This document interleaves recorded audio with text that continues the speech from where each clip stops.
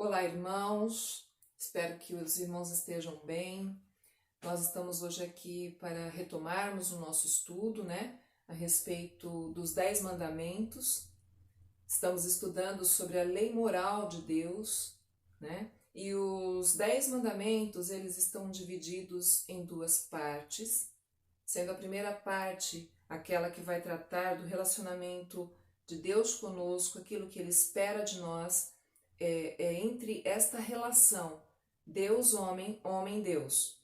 Então é isso que nós vamos falar hoje, nós vamos estudar sobre isso hoje, os 5 primeiros mandamentos.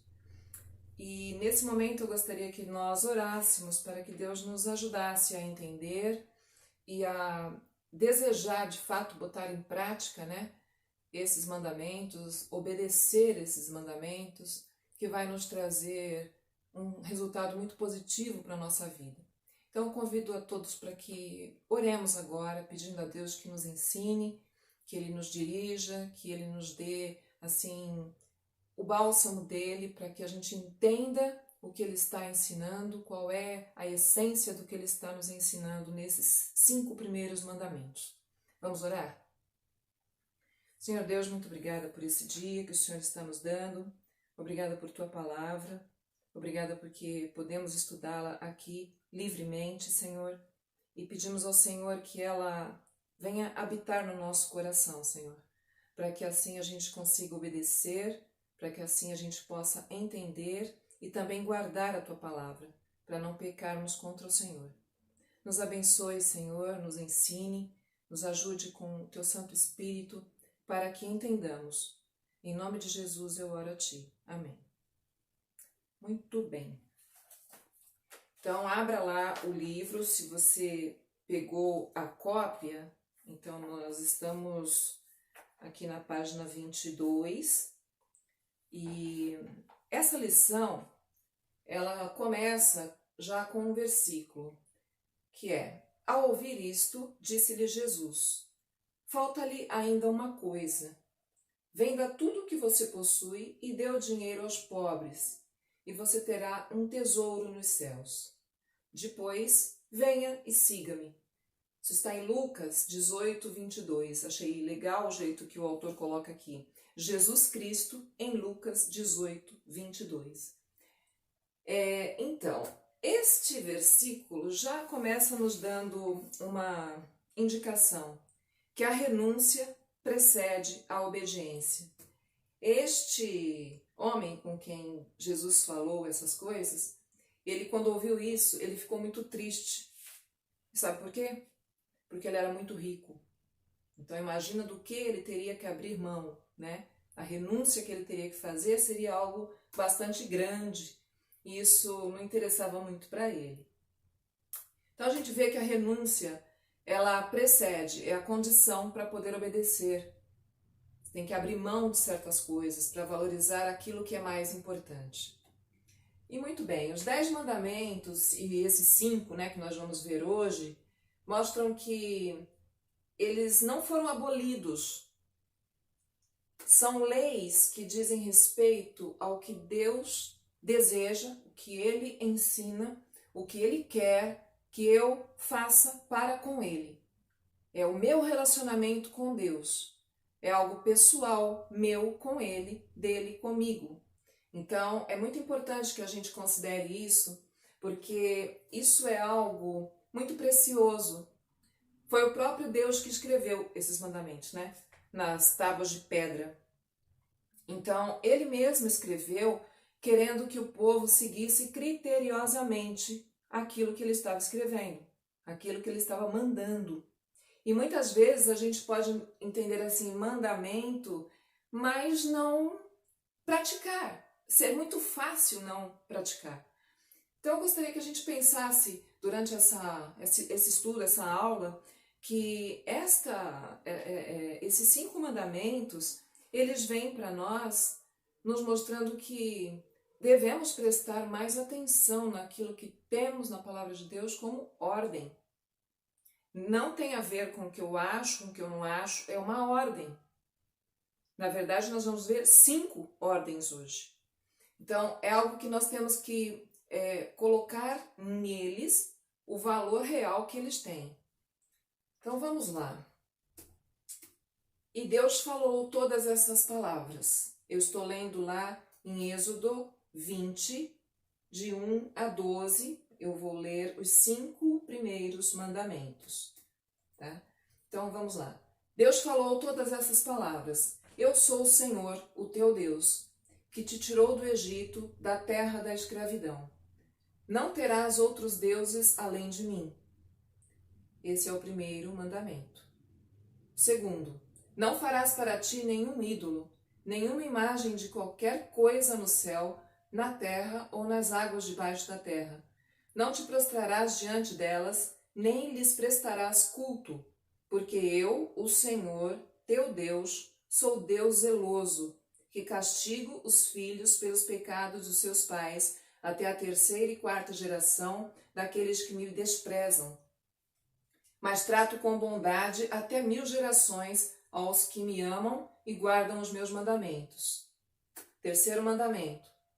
Não tomarás em vão o nome do Senhor, o teu Deus, pois o Senhor não deixará impune quem tomar o seu nome em vão. Quarto. Lembra-te do dia do sábado para o santificar. Trabalharás 6 dias e neles farás todos os teus trabalhos. Mas o 7º dia é o sábado dedicado ao Senhor, o teu Deus. Nesse dia não farás trabalho algum, nem tu, nem teus filhos ou filhas, nem teus servos ou servas, nem teus animais, nem teus estrangeiros que morarem em tuas cidades. Pois em 6 dias o Senhor fez os céus e a terra, o mar e tudo que neles existe. Mas no 7º dia descansou. Portanto, o Senhor abençoou o 7º dia e o santificou. Quinto mandamento. Honra o teu pai e a tua mãe, a fim de que tenhas vida longa na terra que o Senhor teu Deus te dá. O primeiro mandamento. Não ter outros deuses. Você acha que é possível ter outros deuses? Será que é possível o cristão ter algum tipo de idolatria?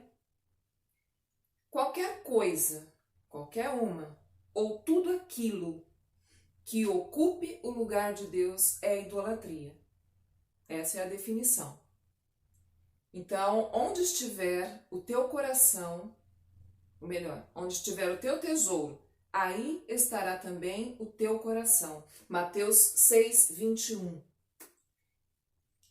Comida, bebida, entretenimentos, filmes, seriados, televisão, internet, diplomas, dinheiro, carreiras, artistas gospel e outros tipos de personagens, de pessoas que são aí admiradas, né?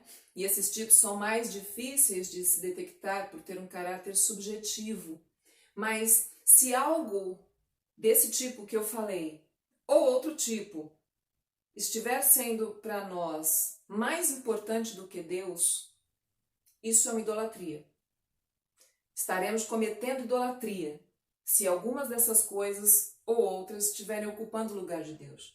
Se a falta de alguma dessas coisas trouxer ansiedade, medo ou sentimento de morte, então você estará cometendo idolatria. É que o autor aqui do livro, ele coloca, dando uma introdução nessa parte, aqui na página 24. Então a gente repara que é possível ter outros deuses, ainda que para nós cristãos. Nós podemos estar formando e alimentando um outro Deus no nosso coração. Uma outra forma de termos outros deuses em nossas vidas é quando criamos um perfil de Deus em nossa cabeça, que não tem nada a ver com o Deus da Sagrada Escritura. E o autor também comenta aqui de um exemplo que é assim, não acredito que Deus enviará pessoas para o inferno. Para mim, Deus é só amor e perdoará todas as pessoas no final. E a pergunta que a gente deve fazer é a seguinte: é isso que a Bíblia diz? Então, pode haver da nossa parte uma interpretação equivocada. E a gente pode ficar achando que está obedecendo, de que só tem um Deus na nossa vida E se nós formos buscar fazer assim uma investigação franca, é possível que a gente encontre coisas, pessoas, enfim, valores que não estão no seu lugar certo, estão ocupando o lugar de Deus. Então, é necessário que a gente dê uma verificada, sabe? Dê uma analisada no nosso coração, nos nossos desejos, nas nossas vontades, naquilo que nos move, né? Para verificar se estas coisas não estão por demais sendo desejadas, sendo mais valorizadas do que o próprio Deus. Não ele no seu ser, mas ele naquilo que ele nos ensina, naquilo que ele nos manda na sua palavra. Certo? Porque Deus não vai diminuir, porque eventualmente você não esteja adorando ele. Prejudicado é somente você mesmo. Então, é importante a gente verificar isso. Deus não muda. O que pode acontecer é que a nossa vida mude por não estarmos obedecendo a ele. E esse estudo, e especialmente este mandamento, não ter outros deuses, é um dos mandamentos, eu diria assim, mais perigosos que pode haver na nossa vida e nos levar a um pecado insistente e difícil de largar. Por isso que no comecinho eu falei que eu espero que aqui nós estejamos identificando aquilo que pode ser que já se saiba de muito tempo, mas não está muito sendo lembrado na nossa mente. Então é necessário que a gente pare para avaliar isso aqui. Não é a minha opinião sobre Deus, mas sim o que a Escritura diz sobre ele. Criar um Deus imaginário é ser idólatra. Achar que Deus não é quem ele diz ser. Isso é criar um outro Deus. Conhecer a Deus, portanto, é fundamental e a palavra dele. Se você não souber, se você não conhecer a Bíblia, não ler a Bíblia, não gastar tempo lendo a Bíblia, você não vai conhecer. Tem outras maneiras. Um livro como esse que a gente está estudando nos ajuda muito a entender a respeito de Deus. Nós estudamos nos domingos anteriores, aí, a questão de 4 meses, né, mais ou menos, sobre a graça. Então, a graça traz as virtudes de Deus, como Deus é, a sua essência, né, o seu caráter. E agora a gente está vendo os 10 mandamentos do mesmo Deus. Então é necessário que a gente cresça, que a gente vá atrás, que a gente procure, porque é aqui que vamos encontrar a realidade a respeito de Deus, quem ele diz que ele é e o que ele espera de mim e de você. Então, procurar ler a Bíblia e livros cristãos podem nos ajudar bastante a compreender o que Deus quer de nós, a verificar se estamos obedecendo esse Deus e poder adorá-lo por quem ele é e não pelo que ele faz, simplesmente. Não é que é menos, não é que é pouco. O que Deus faz é algo grandioso, porque ele é Deus. Então, é necessário que nós estejamos percebendo isso. A nossa postura diante de Deus é pelo que ele faz ou por quem ele é? Primeiro precisa ser por quem ele é. Para eu adorar conscientemente, como a Bíblia diz para nós, é importante que aquele que se aproxime de Deus creia que ele existe, que ele é galardoador, e é importante também que a adoração seja em espírito e em verdade. Para ser em espírito e em verdade eu preciso conhecer. Não tem outro jeito, né? Então essa é a primeira parte sobre ter outro Deus, possibilidade de termos outros deuses. Segundo mandamento, não se curvar diante de imagem de escultura. Desde o início da humanidade, pessoas se curvam diante de imagens. Na Bíblia, vemos o próprio povo de Deus criando um bezerro, uma imagem com o formato de um bezerro e se curvar diante dessa imagem. Então é importante nós compreendermos uma coisa, que a Bíblia não proíbe o fazer a imagem em si.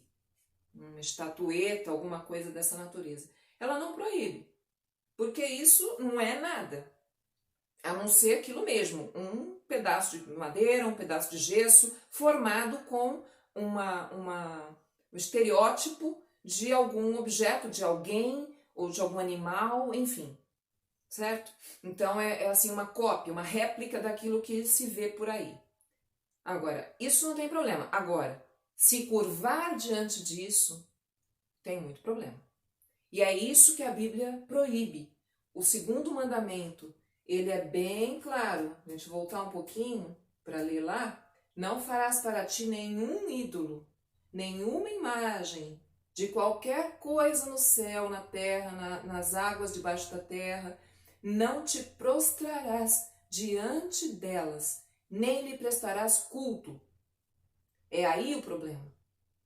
Então, a intenção de alguém que possa fazer isso, de se curvar diante de imagem, esse é um pecado. Isso é idolatria. Isto é recriminado por Deus. Mas o próprio Deus ordenou que seu povo fizesse uma imagem lá no deserto, uma imagem de uma serpente de metal. Isso está lá em Números 21, de 8 a 9. O povo disse a Moisés: faça uma serpente e coloque-a. Desculpe, irmãos, eu li errado. O Senhor disse a Moisés: faça uma serpente e coloque-a no alto de um poste. Quem for mordido e olhar para ela, viverá. Moisés fez então uma serpente de bronze e a colocou num poste. Quando alguém era mordido por uma serpente e olhava para a serpente de bronze, permanecia vivo. Essa mesma serpente acabou se transformando em um ídolo mais para frente. O povo, eu pude notar muito isso aqui nesse estudo, o povo de Israel, gente, era um povo que qualquer coisa parecia desviar esse povo. E o que mais preocupa é que a Bíblia diz que não tem nada de diferente entre nós e eles.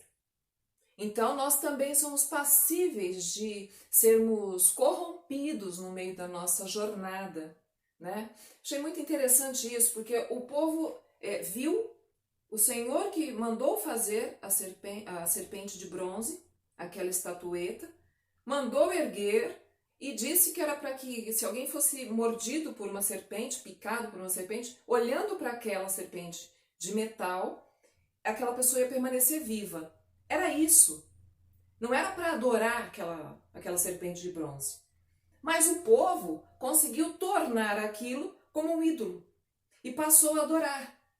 Essa serpente ela foi destruída depois pelo rei Ezequias, que foi um rei temente a Deus, e ele destruiu todos os altares que havia ali no povo, entre o povo. Ele destruiu os altares, ele destruiu as colunas sagradas, os postes sagrados. Ele terminou com isso para que o povo voltasse a adorar apenas a Deus. E o erro, como eu falei no comecinho desse segundo mandamento, o erro é exatamente esse, de se curvar diante de uma imagem. E esse se curvar, necessariamente, não precisa ser esse movimento aqui, ou se ajoelhar. Isso pode estar aqui dentro. E é onde eu falei agora há pouco, vale a gente dar uma analisada no nosso coração, na nossa vida, nas nossas vontades, nos nossos gostos, nas nossas exigências de ter, de fazer, de ser também, porque isso pode estar sendo um Deus para nós e nós podemos estar não prestando esse movimento de se curvar, mas nós podemos estar com o nosso coração prostrado diante dessas coisas, refém dessas coisas. E aí isso também é uma idolatria. Eu tenho aqui alguns textos, lá em Levíticos 26, 1. Não façam ídolos, nem imagens, nem colunas sagradas para vocês, e não coloquem nenhuma pedra esculpida em sua terra, para curvar-se diante dela. Eu sou o Senhor, o Deus de vocês. E também em Isaías 42:8. Eu sou o Senhor, este é o meu nome. Não darei a outro a minha glória, nem a imagens o meu louvor. Então, gente, a Bíblia diz que quem adorar uma imagem acabará se tornando como ela. Os ídolos deles, de prata e de ouro, são feitos por mãos humanas. Tem boca, mas não pode falar, tem olhos, mas não pode ver, tem ouvidos, mas não podem ouvir, nariz, mas não podem sentir cheiro, tem mãos, mas nada podem apalpar, pés, mas não podem andar, e não emitem som algum com a garganta. Tornem-se como eles aqueles que os fazem, e todos os que neles confiam. Confie no Senhor, ó Israel. Ele é o seu socorro e o seu escudo. E nós vemos lá em Êxodo 32, de 1 a 6, a gente vê que este povo de Israel, enquanto Moisés estava no monte conversando com Deus, de onde ele veio com as tábuas da lei, com os 10 mandamentos, ele ficou lá 40 dias, a Bíblia diz. E em Êxodo 32, de 1 a 6, mostra que Arão, que foi o irmão de Moisés, que ficou no comando do povo, tá? Arão foi intimidado, foi meio que pressionado pelo povo a fazer deuses para este povo. E o povo chegou para ele e disse o seguinte: faça deuses para que nos conduza. E Arão, além de se deixar levar por eles, ceder ao pedido deles, como se não conhecesse tudo que Deus já tinha feito no meio do povo, Arão não só consente, não só cede, como inclusive diz o como fazer. Então, isso é um problema. Eu queria ressaltar 3 detalhes sobre estes versículos. Arão era irmão de Moisés, era gente de casa, né? Arão não só cedeu, que eu falei agora, como também disse como fazer. E o povo não soube esperar a volta de Moisés. Eles desacreditaram, porque Moisés estava demorando para voltar. Por Arão ser da família de Moisés e ter visto tudo que Deus tinha feito, não era esperado que Arão fosse enfraquecer assim diante da pressão do povo, né? Então aqui eu queria fazer uma analogia. Ele não só praticou a idolatria, mas a falta de firmeza dele fez com que o povo também praticasse.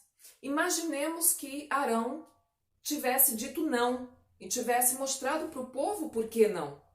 Porque Deus era um Deus zeloso, Deus era um Deus que estava cuidando deles, que já tinha feito muitos milagres, a libertação do povo de Israel ali do Egito e várias outras coisas, antes mesmo de serem libertos de lá do Egito, terem livrado o povo da morte dos primogênitos. Então, coisas reais que o povo reconheceria. Se Arão tivesse tido um procedimento firme, consciente, o povo não tinha entrado na idolatria. Mas pelo contrário, Arão concedeu o que o povo estava querendo e deu inclusive o jeito de fazer, foi o que eu falei. Ele disse o seguinte: olha, vocês arrecadem todo o brinco de ouro que vocês têm em seus filhos, em suas filhas, em suas mulheres e tragam para mim. Eu vou derreter e vou formar com as minhas ferramentas um Deus. E ele fez exatamente isso. E além de ter feito isso, promoveu um culto, uma celebração diante dessa imagem, onde o povo se curvou, adorou, e não só isso, disse também que havia sido aquele Deus ali, aquele objeto de ouro com cara de bezerro, formato de bezerro, que havia tirado eles do Egito. Então a gente vê que cegou, eles ficaram dominados por uma coisa que era pecado e permanece sendo pecado. Então assim, Arão, mesmo da família de Moisés.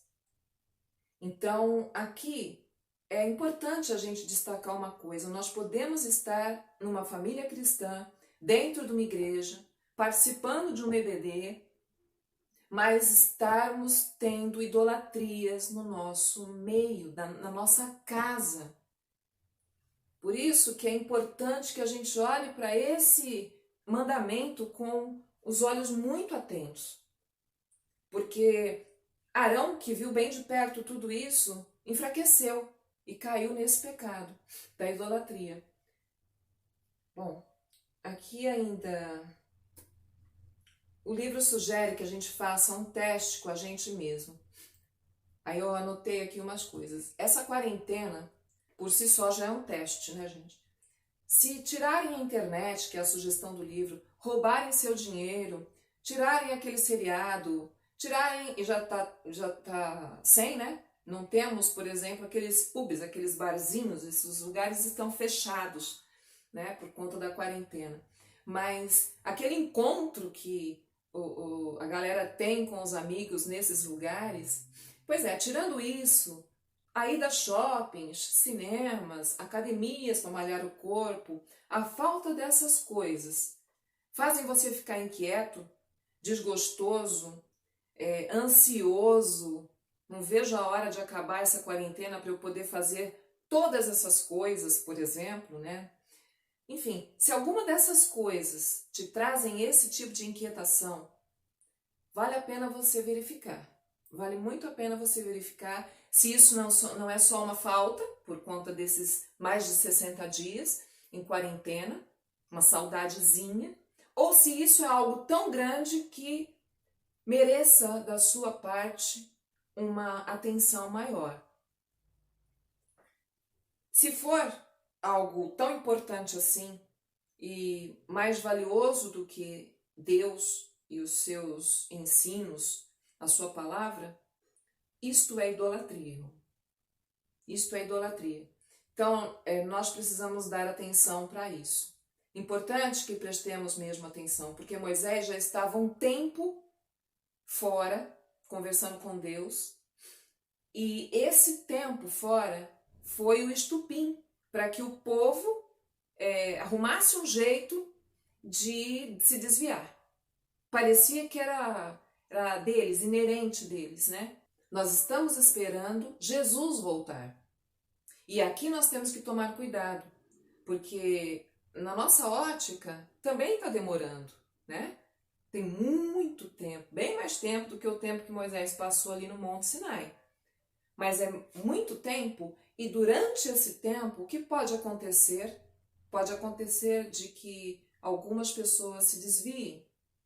Pode acontecer uma desconfiança, uma descrença de que Jesus Cristo vai fazer aquilo que ele falou que faria, que é voltar. Então nós temos que tomar cuidado, prestar atenção nisso, né? Para que ele não nos encontre de maneira errada quando voltar. Que ele nos encontre aprovados, adorando e louvando somente a ele. Olha só esse texto, 2 Pedro 3,14.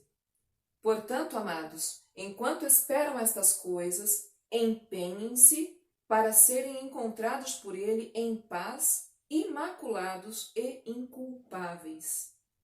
Então, irmãos, vamos prestar atenção nessa parte, né? E também prestar atenção na nossa casa, aquilo que está dentro do nosso lar, das nossas paredes, os nossos comportamentos, os comportamentos dos nossos de casa. Vamos verificar isso, né? Para que, assim como esse versículo diz, nós sejamos encontrados por Deus em paz, imaculados e inculpáveis diante dele. O terceiro mandamento: não tomar o nome de Deus em vão, porque Deus não vai deixar por inocente, em algumas versões, outras impune, quem tomar o seu nome em vão. Bom, o nome é parte da identidade de uma pessoa, certo? Deus é santo, soberano, e eu gostaria que agora você começasse a pensar nisso, que são as características de Deus, de quem Ele é, o seu ser. Então, começa a pensar.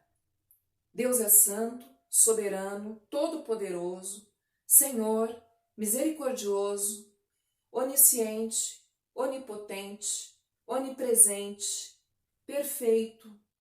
Ele é amor, Ele é eterno, Ele é benigno, justo, Ele é bom, Ele é vida, Ele é longânimo, Ele é sábio, Ele é triuno, Ele é fiel, Ele é redentor, Ele é luz, Ele é poder, Ele é graça.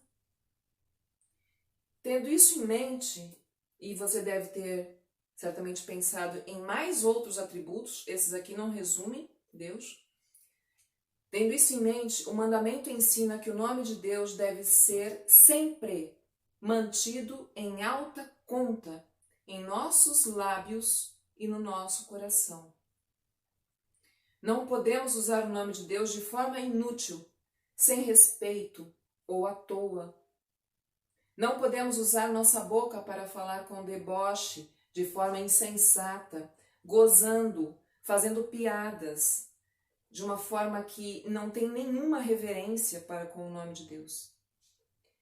Nem muito menos nos juntarmos a pessoas que procedem dessa forma, que falam assim de Deus, porque isso seria quebrar esse mandamento, não tomar o nome de Deus em vão, com o adendo, Ele não vai deixar impune quem fizer isso. Desde sempre, humanos e demônios, daí eu estou aqui na parte do livro, aqui na página 26. Então, desde sempre, humanos e... na 27, irmãos, desculpa. Humanos e demônios blasfemam contra o nome de Deus. Quando não agem assim, usam seu nome indevidamente, tentando desacreditá-lo, como a serpente fez com Eva. Dizer algo que Deus nunca disse ou que nunca poderia dizer, pois não convém com o seu caráter. Alguns textos mostram isso. Lá em Isaías 52:5, diz assim: E agora, o que tenho aqui? Pergunta o Senhor. Pois o meu povo foi levado por nada, e aqueles que o dominam zombam, diz o Senhor. E constantemente, o dia inteiro, meu nome é blasfemado. Os que passavam, agora estou no texto, esse próximo texto. Os que passavam lançavam-lhe insultos, balançando a cabeça e dizendo: Você que destrói o templo e o reedifica em 3 dias, salve-se! Desça da cruz, se é o Filho de Deus. Da mesma forma, os chefes dos sacerdotes, os mestres da lei e os líderes religiosos zombavam dele, dizendo: Salvou os outros, mas não é capaz de salvar a si mesmo. E é o rei de Israel. Desça agora da cruz e creremos nele. Mateus 27, 39-42. Profetas falsos também falaram mentiras usando o nome de Deus. Os profetas profetizam mentiras. Os sacerdotes governam por sua própria autoridade. E o meu povo gosta dessas coisas. Jeremias 5:31.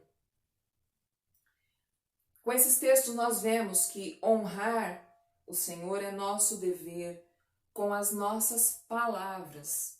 As nossas palavras precisam honrar o nome de Deus. De jeito nenhum, em momento algum, na nossa vida, seja lá sorrindo, chorando, enfim, em momento algum, nós podemos permitir que o nome de Deus seja tomado em vão, de uma forma inútil, sem qualquer tipo de respeito, de temor, de reverência, porque Ele é o Senhor, soberano. Todos aqueles atributos que nós lemos, nós falamos aqui, que você também achou aí, pensou aí. Ele é santo, soberano, todo-poderoso, justo, bom, benigno, onipotente, onisciente. Estamos falando deste Deus, do único Deus. Por isso a nossa boca, o nosso coração, a nossa mente na hora que vai pronunciar o nome de Deus, precisa estar fazendo isso com respeito, com consideração, com louvor, com reconhecimento de quem Ele é. Então, não tomar o nome de Deus em vão, isso é algo que nós devemos tomar muito cuidado. A nossa boca não seja o canal desse tipo de pecado, né? Lá em Salmos 19, 14, diz assim, que as palavras da minha boca e a meditação do meu coração sejam agradáveis a Ti, Senhor, minha rocha e meu resgatador. Um outro texto, em Mateus 12, 36 e 37. Mas eu lhes digo que, no dia do juízo, os homens haverão de dar conta de toda palavra inútil que tiverem falado.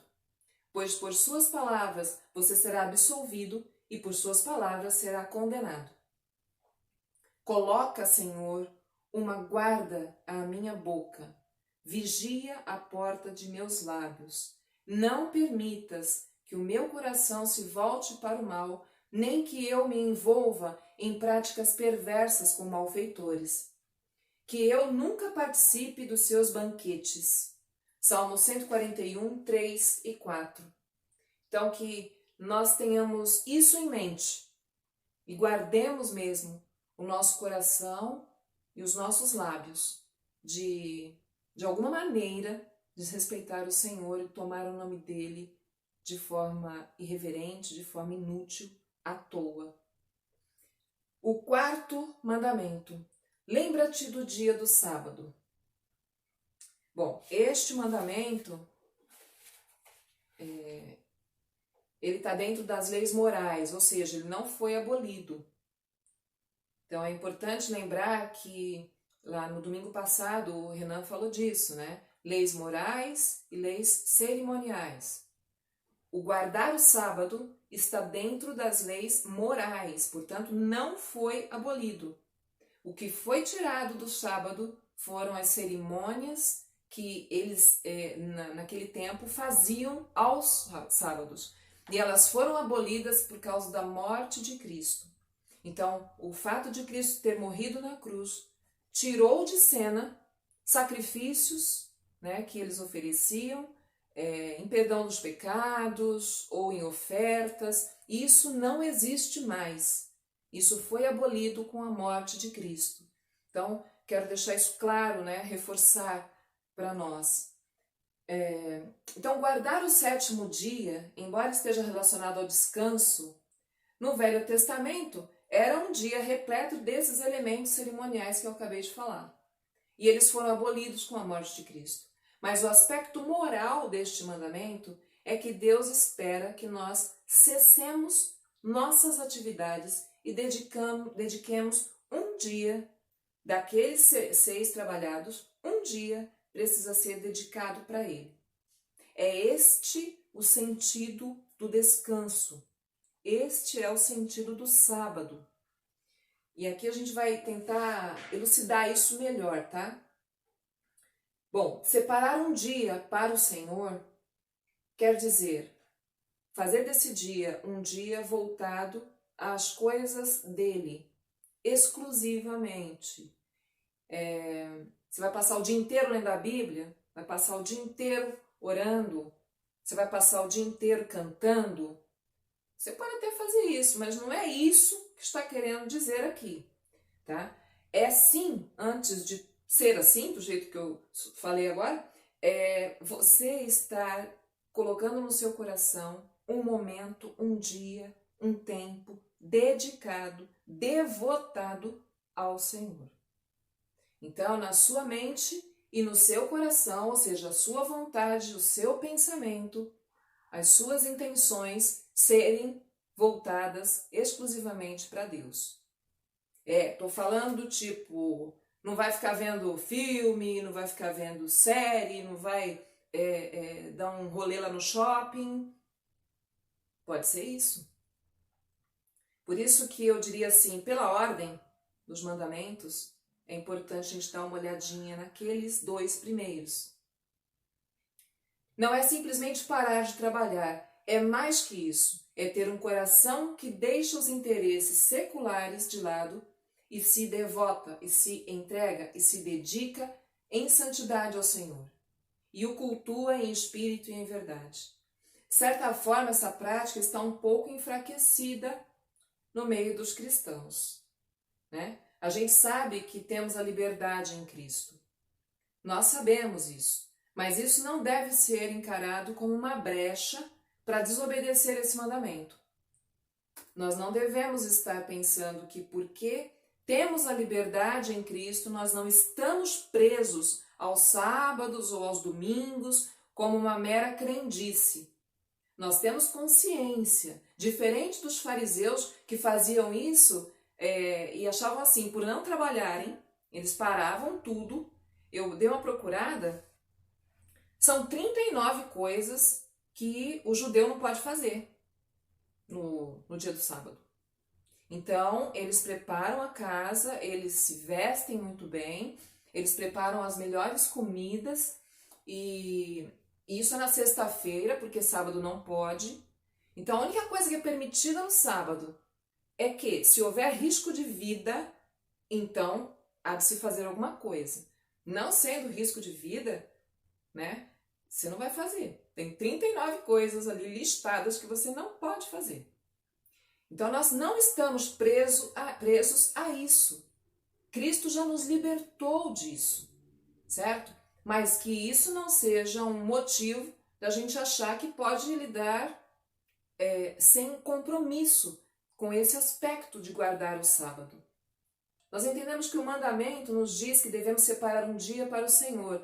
Na prática, devemos parar nossas atividades comuns do dia a dia para nos dedicarmos ao Senhor, e este é o sentido pleno do sábado. É a dedicação a Deus. É separar um dia, é parar aquilo que você faz segunda a sábado, de segunda a sexta, de quarta a terça, ok? Pegar um dia desses para que você dedique ao Senhor, para que você separe. Jesus é o Senhor do sábado. Está lá em Mateus 12, de 1 a 21. Você pode ler logo mais. Jesus curou no sábado. Lucas 6 diz assim: E aconteceu também no outro sábado, que entrou na sinagoga e estava ensinando, e havia ali um homem que tinha a mão direita mirrada.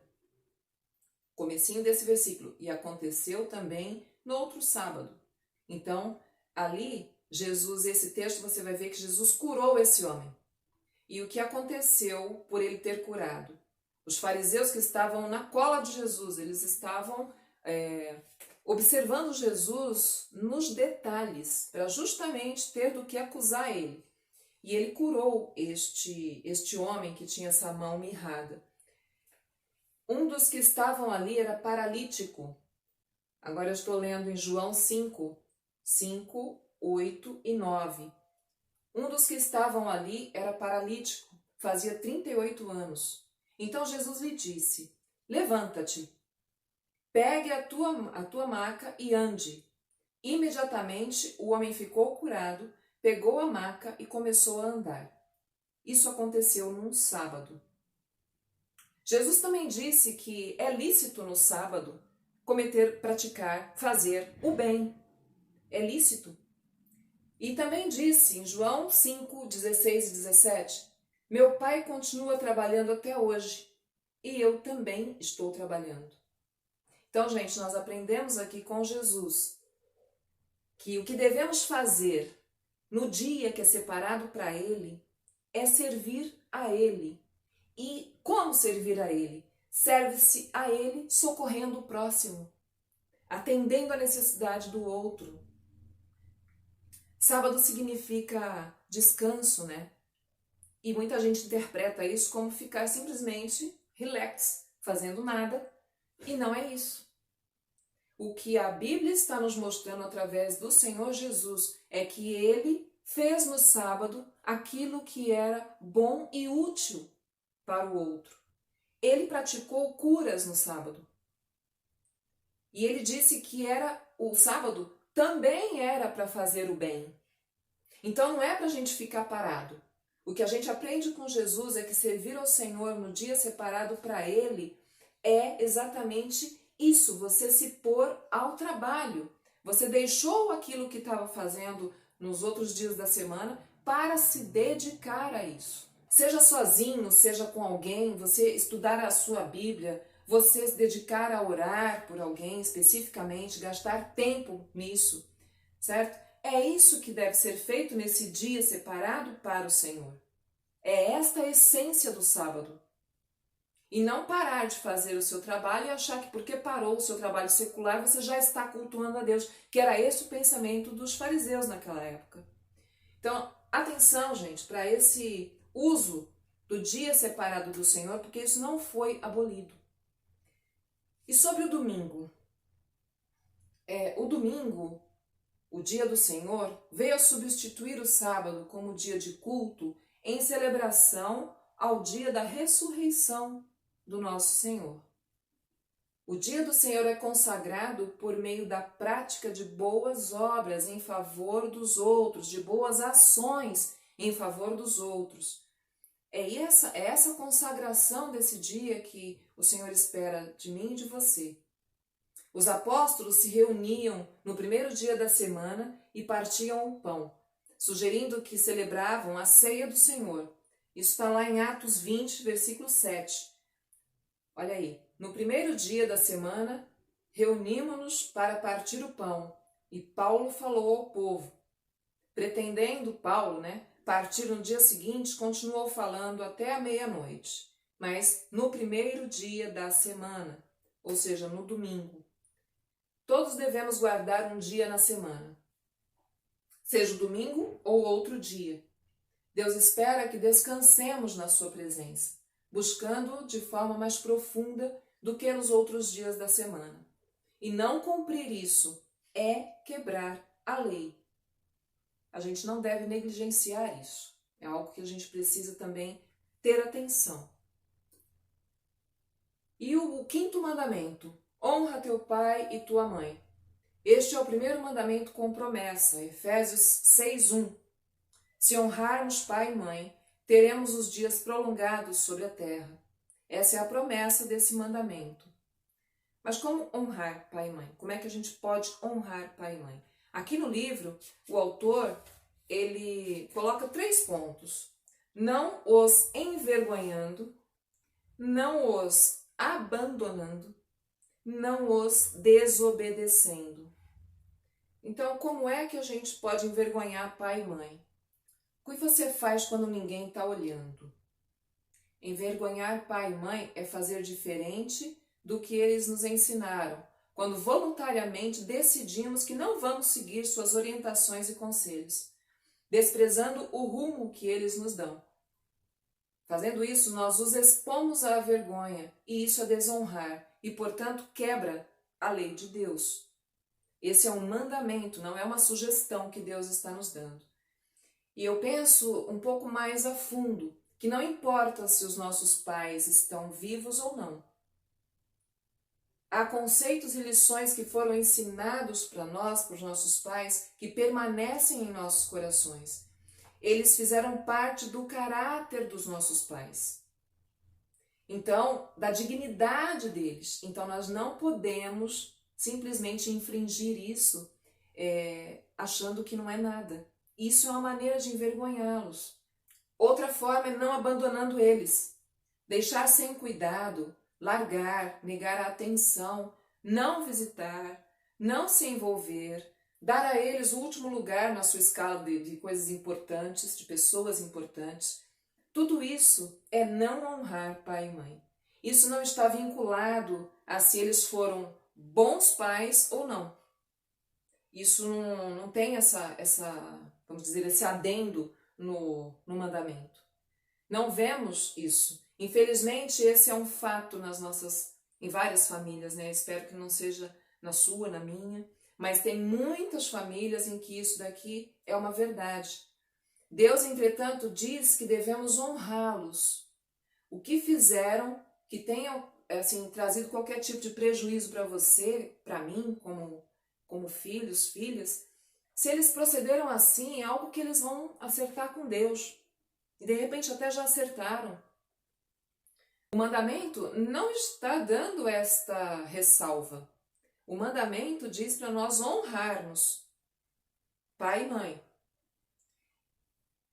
A ordem é dada e isso quer dizer respeitar, isso quer dizer manter a boa memória deles, no caso deles não estarem mais aqui. Mas honrar pai e mãe na prática é amar, é respeitar, é amparar nas necessidades, sejam elas financeiras, físicas, sejam elas emocionais e até mesmo espirituais, porque a gente sabe que tem vários filhos cujos pais não são de Cristo. E esses pais que não são de Cristo precisam do apoio espiritual. Precisam que a palavra de Deus seja não só falada, mas seja percebida na vida do filho, né? A velhice é a hora em que a honra fará maior diferença ainda. Deveremos honrá-los, protegendo eles, com atenção, com a presença e com dedicação. E presença e dedicação precisa estar envolvido com uma boa sensibilidade, porque eles não estão mais com as mesmas habilidades que tinham antes. Eles vão precisar de coisas que você nem imaginou de repente que teria que fazer. Mas você vai precisar fazer, sem deixá-los se sentir humilhados.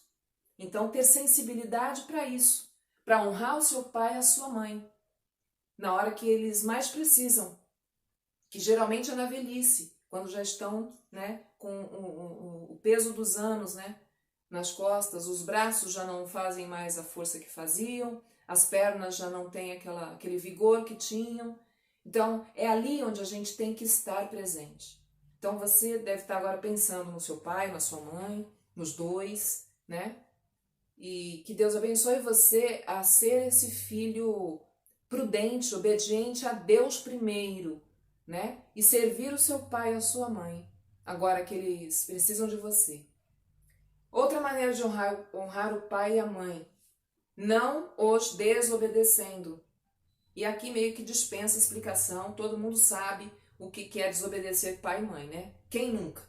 Né? A desobediência é contra Deus e isso é necessário que a gente tenha muito claro na nossa mente. Deus mandou que você e eu honremos e respeitemos e obedeçamos, né, os nossos pais. Então, se ele determinou isso e você não faz, você está desobedecendo a Deus que mandou você obedecer. Logo, isto é um pecado. Isto é pecado, isto quebra essa lei. A lei está clara. Quebrar a lei de Deus torna a pessoa passível de condenação. E aqui entra a graça, na pessoa bendita de Jesus Cristo. Ele pagou a nossa dívida, cravando essa dívida na cruz. O seu pecado e o meu pecado, inclusive este de desobedecer pai e mãe. Em Colossenses 2,14, diz assim: e cancelou a escrita de dívida que consistia em ordenanças e que nos era contrária. Ele a removeu, pregando-a na cruz. Então, as regras de Deus, os mandamentos de Deus, que nós vimos hoje, fazem parte e dizem respeito a isso. Estão ligadas ao seu relacionamento com Deus. É pessoal. Deus deseja que nos esforcemos por cumprir todos os mandamentos que Ele nos deixou. Vemos como é fácil quebrar a lei de Deus. Elas foram dadas para o nosso próprio bem, para a nossa proteção. E obedecendo essas leis, estas regras, esses mandamentos, nós seremos mais felizes e estaremos seguros. Quando Deus nos diz não, Ele diz para nos guardar da condenação, do egoísmo e da maldade que há dentro de nós. Portanto, dar ouvidos aos conselhos do Senhor fará de nós pessoas mais sábias que vivem em paz. Dar ouvidos aos nãos que Deus nos diz é verdadeira libertação para nós. Desejo que Deus te abençoe, permaneça te abençoando e você permaneça tendo prazer na lei do Senhor. Vamos orar? Senhor Deus, muito obrigada mesmo pela tua palavra. Muito obrigada porque o Senhor cuida de nós nos detalhes, Senhor. O Senhor nos faz saber aquilo que o Senhor espera de nós, o como que o Senhor quer que a gente viva, o como que o Senhor quer que a nossa mente esteja pensando, o como que o Senhor quer que usemos os nossos dias. Muito obrigada, Senhor, por isso. Eu peço ao Senhor que o Senhor nos abençoe com o Teu Santo Espírito, nos fazendo lembrar desse estudo, lembrar dos detalhes dos Teus mandamentos, Senhor, para que Te obedeçamos de coração e sejamos encontrados pelo Senhor de uma forma irrepreensível, Senhor. Muito obrigada por Tua palavra. Eu oro no nome do Senhor Jesus, o Teu Filho. Amém.